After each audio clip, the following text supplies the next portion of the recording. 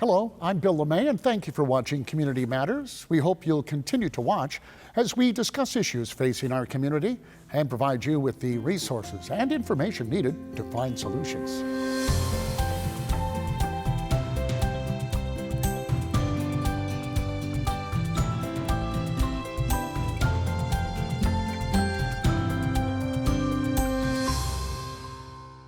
Every year, thousands of dogs are neglected and abandoned in North Carolina. But several organizations work around the clock to rescue dogs and find them permanent homes. One such organization is Peak Lab Rescue, based in Apex. Today, we're joined by Heather Johnson, an award-winning dog foster. Heather, welcome to the show. So I'm Heather, and this is Maya. She's 16. This is Lola. She's 9. And this is Ava, and she's 14. Heather, could you tell us a little bit about yourself, your background, your experience? We adopted our first dog 6 years ago, and we just fostered her at first to see, if she was a good fit for us. And we fell in love with her right away, and we loved her story that she was found on the side of the road, and a foster picked her up and kept her, and then we actually picked up the dog from that foster, and we fostered her here. And I think right away we fell in love with her, but we loved that we gave her life other than what she would have seen had a foster not picked her up. And so as she got old enough, we kind of waited the whole first year, and then we decided we wanted to try fostering a dog to, that another family would adopt. And so we started out fostering one puppy, and a couple weeks later we found a family for it. And it was so great to see that we could give them something that they loved so much.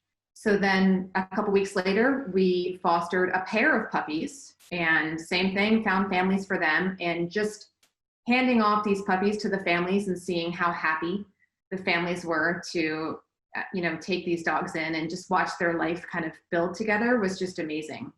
And we just kind of built from there. That was 6 years ago and over 200 puppies ago. Now, you received an award of some sort, Heather. Tell us a little bit about it. Yeah, so just a couple weeks ago, maybe 2 weeks ago, the PetCo Foundation recognized us as a national foster hero. So it was amazing. We didn't even know we were nominated for it. I kind of even thought when I got the email that it was just spam. I took a screenshot of it and sent it to our director and said, I just got this. Do you know anything about it? And she called me on the phone and screaming into the phone, oh my gosh, you won. It was a national award. So we've been recognized. We had to submit some videos, some footage, and they shared them on their Facebook feed. And it got a lot of attention for fostering in general. I guess June is National Foster Month, which I didn't know until this all happened. And PetCo has shared it, and our rescue that we work with, Peak Lab Rescue, has got a lot of attention from it. Is the whole family into this? I mean, how are they reacting to fostering? I think what makes us so special is that the girls are really involved in what we do. Lola's our resident dog / puppy whisperer. When we get scared mamas or puppies, Lola's the first one to go in there and sit and do her homework next to them or read to them. And the big girls are old enough to really help me clean up and give medicine. And when we have puppies in our house, they just become part of our family. We carry them into our family room with us. They snuggle on the couch. And it's just kind of, I used the expression to Sharon like a year ago, maybe. I said, in this family, puppies solve everything. When someone's having, a bad day or something, we've gone to pick up puppies before. Maya, do you want to step up and talk about why it's been? I think it brings us a lot closer together because we're all there helping out all the time. Sometimes we go to drive to pick up puppies and we're all in the car together holding them and helping each other out. We all really have to work together on this. It's really hard to just do it alone. So it definitely, I would say we've grown a lot closer because of this. We've had some unfortunate cases with puppies that didn't make it, and things that I didn't necessarily think I wanted my kids to be part of and to see. They stepped up and showed me how strong they were, and their hearts are just amazing, and things that I wasn't sure how we were going to handle it. the maturity and responsibility that they've shown and that they've learned over the past couple of years, it has been something unexpected that's really come from the whole experience. Now, what should people expect once they become a foster parent? There's definitely pluses and minuses, but the pluses way outweigh the minuses. I've said to some new fosters before, fostering is always beautiful, but it's not glamorous. Because it is, you prepare for it by with puppies in particular, we use playpens to contain the puppies. Having lots of toys for puppies, just things to entertain the puppies so that they're not chewing on things they're not supposed to.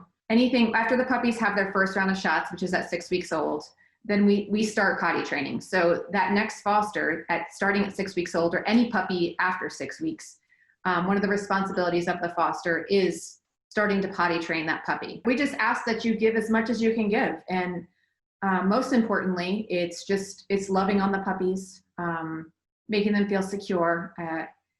If puppies don't come from a home like my house, a lot of our puppies come from shelters, directly from the shelters.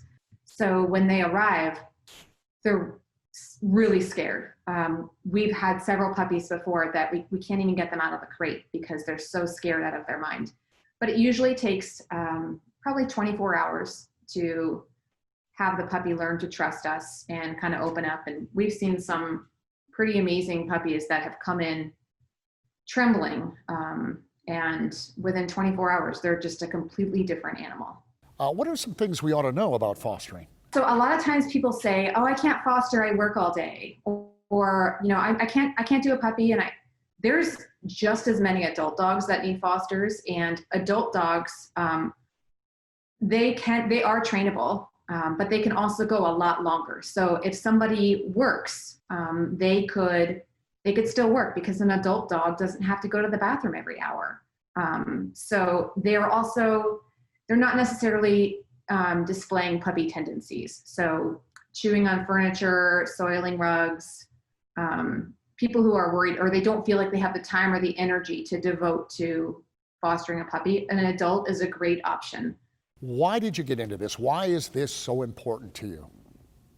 I really like having the puppies around all the time, and we can always have someone to snuggle with, and you can always play with them. And a lot of my friends, they're always know me as the dog person. They're always like, "Oh, do you have puppies? Do you have puppies?" And I think everyone just likes to come to our house and play with the puppies because I think it makes everyone feel a lot better if something's going on. People always say, "How many puppies do you have?" They've stopped asking, "Do you have puppies?" They just ask how many puppies we have. What about you, Lola? What's your favorite part of fostering? I just like knowing they're here and just snuggling with them and reading and doing stuff. Just snuggling with them. She always has puppies on the couch. She brings them up to her room. Maya, what about you? What's your favorite part? I think the best part is just the prospect of giving them a whole new life. I think it's really amazing that we're able to give them something that they never would have gotten if they would have stayed in the shelter. My favorite part of fostering is actually seeing the dogs with their families later on, because we saw how much joy our foster dog, who we foster failed and adopted her, how much joy she brought us. And so we're doing this for other families. Thanks for joining us, Heather. After the break, we'll be back with the Director of Development of Peak Lab Rescue.